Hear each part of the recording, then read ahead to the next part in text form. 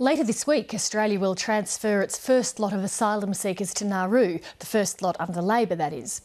There are still many unanswered questions about the plan, including what legal rights the detainees will have, when they'll be housed in proper accommodation instead of tents, and how long they'll have to stay on Nauru, given that the government's determined that people who go to Nauru shouldn't get to Australia faster than people who go through regular asylum seeker channels.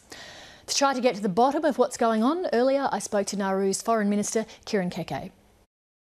Mr Keke, how many asylum seekers are you expecting to arrive this week, and when exactly will they land?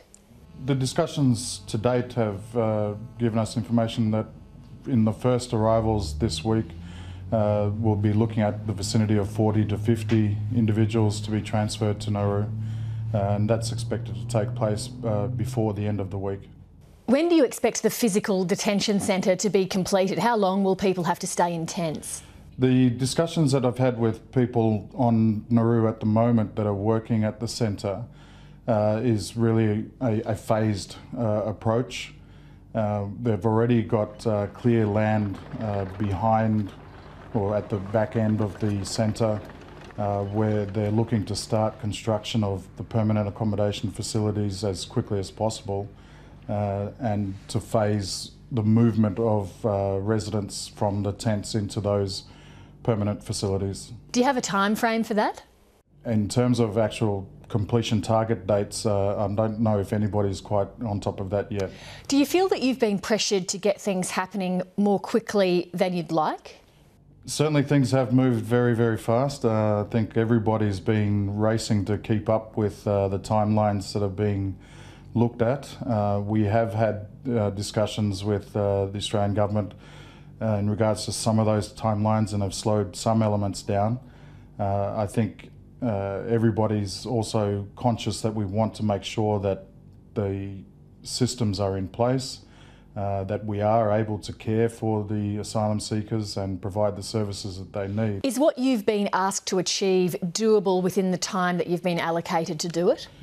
I think in terms of initial arrivals, we've got an agreement for arrivals this week and small numbers. We have suggested, and I believe it's agreed, that after the initial arrivals that we allow some time for bedding in of the systems and to make sure that everything is working before increasing the numbers beyond the initial intake. What sort of set period of time would you like to test that? I think it's more about getting some comfort that everything is in place and everything is working properly. It's one thing to erect tents and have accommodation provided, but there's also all the systems required for catering, for the logistics, simple things like cleaning and waste management and transport issues. All of those things, I guess, are where we want to have some time to see that they're all working properly and that the support services required for day-to-day needs are being met satisfactorily. Will those people have access to Australian lawyers and Australian courts?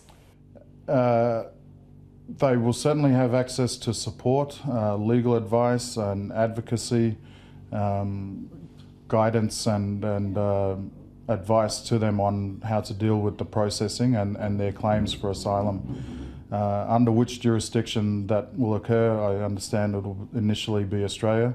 That's an area that we're also continuing to explore.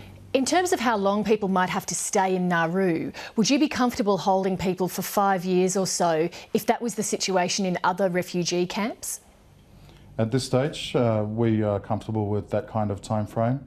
And it's, for us, that comfort comes from looking at the whole context and the overall arrangements, not just the specifics of processing and resettlement, but the environment that can be provided and the conditions of that environment in terms of being open, allowing as normal a life as possible, engagement with the Nauruan community, their children attending school, and having some purpose whilst they're here.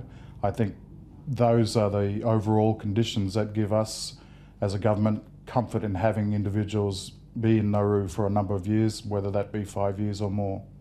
Kieren Keke, thank you very much for your time. You're welcome.